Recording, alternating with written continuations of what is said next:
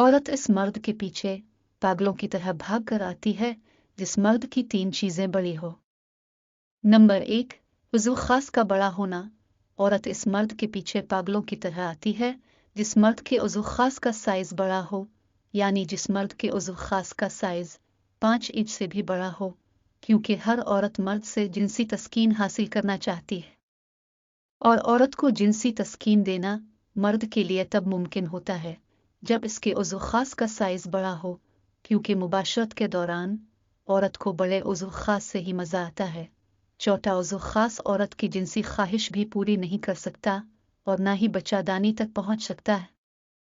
Number 2, जिस्म के बालों का बड़ा होना।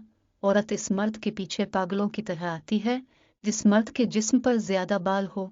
मर्द के सीने पर ज्यादा बालों का होना, चेहरे पर ज्यादा बालों का होना मर्द की मर्दानगी और टाइमिंग की ज्यादती की अलामत होती है।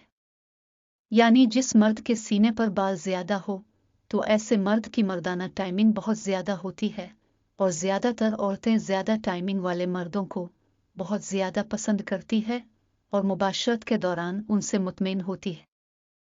नंबर 3, दिल का बड़ा होना।